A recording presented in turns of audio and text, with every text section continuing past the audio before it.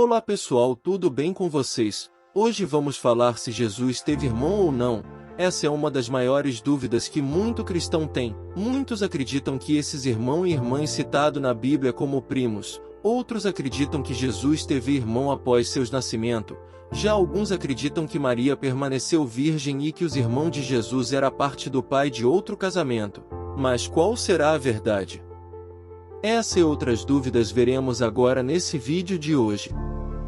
Mas antes de continuar, vou te fazer a seguinte pergunta. Você está preparado? Essa história vai mudar sua vida. Deixe seu like e se inscreva no canal. E ative as notificações para você não perder mais nenhum vídeo.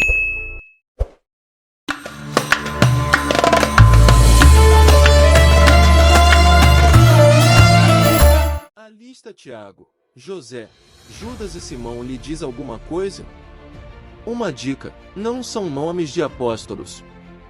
Na verdade, de acordo com o Evangelho de Marcos, estes seriam os irmãos de Jesus, que são citados ao lado de pelo menos duas irmãs de Cristo, cujos nomes não aparecem.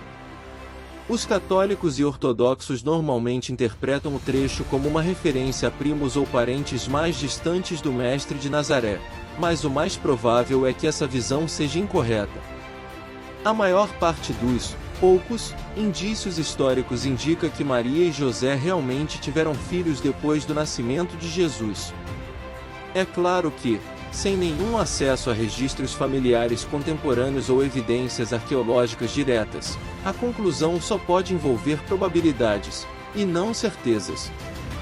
Se a busca do Jesus histórico já é difícil, a pesquisa dos parentes históricos de Jesus é quase impossível, escreve o padre e historiador americano John P. Meyer no primeiro volume de Um Judeu Marginal, série de livros, ainda não terminada, sobre Jesus como figura histórica.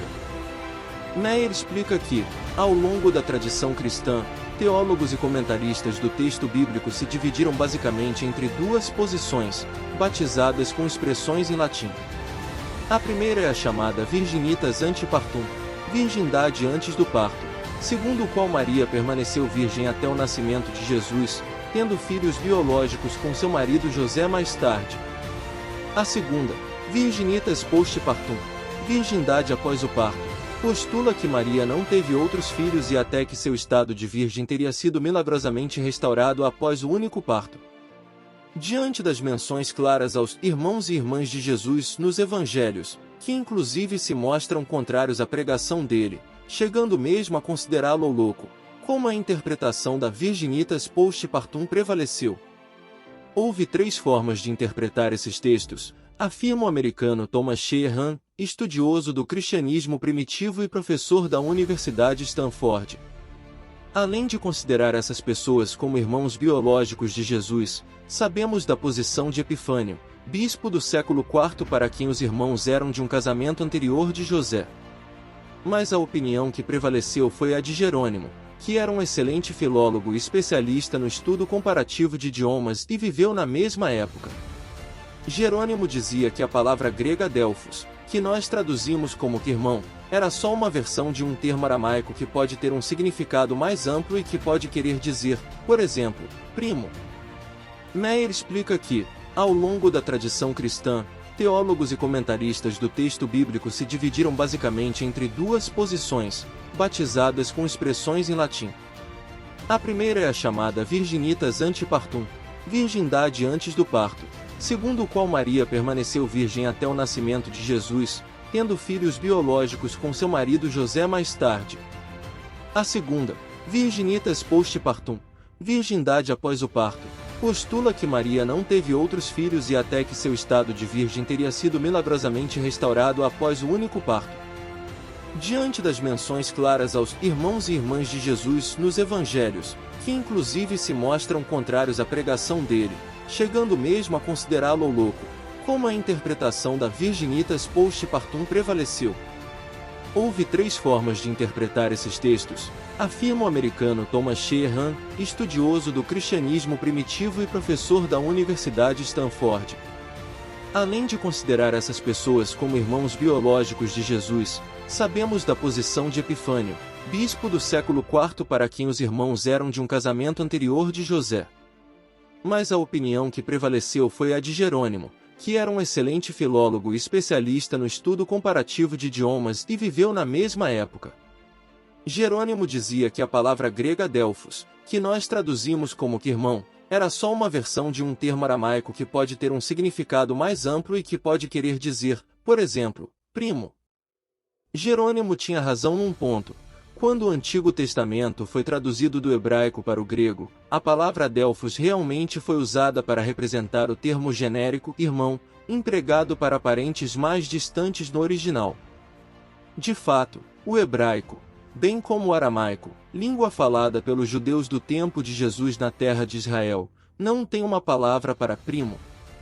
O problema é que há um único caso comprovado de que a palavra hebraica irmão tenha tido o significado real de primo. Essa única ocorrência está no primeiro livro das Crônicas, e mesmo assim o contexto deixa claro que as pessoas em questão não são irmãs, mas primas. No entanto, o caso do Novo Testamento é diferente, argumenta Meyer. Não se trata de grego de tradução, mas de textos originalmente escritos em grego, nos quais não havia motivo para usar um termo que poderia gerar confusão. O próprio Paulo, autor de várias cartas do Novo Testamento, chama Tiago, chefe da comunidade cristã de Jerusalém após a morte de Jesus, de irmão do Senhor, ao escrever para fiéis de origem não judaica, ou seja, que não sabiam hebraico ou aramaico. De quebra, a carta aos Colossenses, atribuída a Paulo, usa até o termo grego anepsios, que quer dizer primo de forma precisa. Reforçando esse argumento, o escritor judeu Flávio Joséfo, ao relatar em grego a morte de Tiago, também o chama de irmão de Jesus. E o contexto dos evangelhos reforça a impressão de que se tratam de irmãos de sangue, argumenta Meyer. Os irmãos e a mãe de Jesus são sempre citados em conjunto. Quando Maria e os parentes de Jesus tentam interromper uma pregação, ele chega a pronunciar a polêmica frase: qualquer um que fizer a vontade do meu Pai Celestial é meu irmão, minha irmã e minha mãe. Para Meyer, a frase perderia muito de sua força se o significado real dela se referisse a meu primo, minha prima e minha mãe.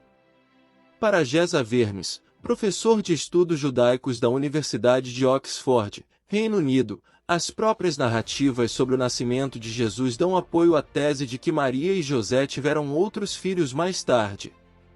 No Evangelho de Mateus, afirma-se que José não conheceu, eufemismo para ter relações sexuais com alguém, sua mulher até que Jesus nascesse.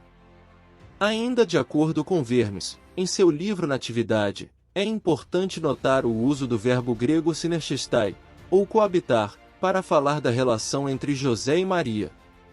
O verbo, quando empregado pelos autores do Novo Testamento, implica sempre relações sexuais entre homem e mulher, diz ele.